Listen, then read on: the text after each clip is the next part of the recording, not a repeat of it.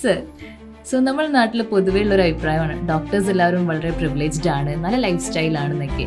So ഇതിന്റെ reality ശരിക്കും എന്താണ്? ഈ പ്രിവിലേജ്ഡ് എന്ന് പറയുന്നത്, നമ്മളെ സൊസൈറ്റി പ്രിവിലേജ്ഡ് എന്ന് പറയുന്നത് പൈസൻ്റെ ടേംസിലാണ്. അവർക്ക് എത്രത്തോളം പൈസ ഉണ്ട്, അവരുടെ വീട് എങ്ങനെയാണ്, അവരുടെ കാർ എങ്ങനെയാണ്, ഇതൊക്കെ വെച്ചിട്ടാണ് നമ്മളെ സൊസൈറ്റി പൊതുവെ ഒരാളെ പ്രിവിലേജ്ഡ് ആയിട്ട് കാണുന്നത്. അങ്ങനെ തന്നെയാണ് ഇപ്പോഴും ഡോക്ടേഴ്സിനെ കാണുന്നത്.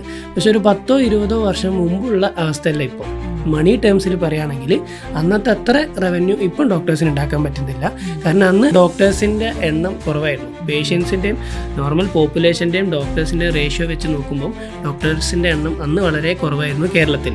ഇന്ന് അങ്ങനെയല്ല, ഇന്ന് ഡോക്ടേഴ്സ് ഒരുപാടുണ്ട്. ഒരു 10 വർഷം മുമ്പുള്ള സിറ്റുവേഷനല്ല ഇപ്പോൾ. അപ്പോൾ അന്നത്തെ അത്ര ഫിനാൻഷ്യൽ ബെനിഫിറ്റ് ഇപ്പോൾ ഉണ്ടാവില്ല. എന്നാൽ കൂടി ഞാൻ പറയും ഞാൻ പ്രിവിലേജ്ഡ് ആണ്. കാരണം ഞാൻ പ്രിവിലേജ്ഡ് എന്ന് പറയുന്ന കാരണം ഞാൻ ചെയ്യുന്ന ജോബ് ഞാൻ അത്ര ഇഷ്ടപ്പെട്ടിട്ടാണ് ചെയ്യുന്നത്.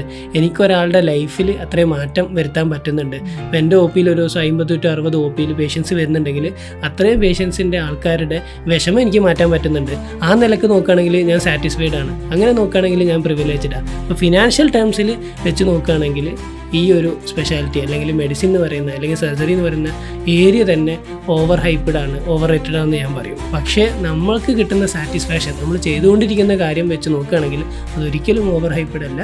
അതെന്നും ഡിമാൻഡിങ് ആണ്, എന്നും എന്താ പറയുക പ്രിവിലേജ്ഡ് തന്നെയാണ്.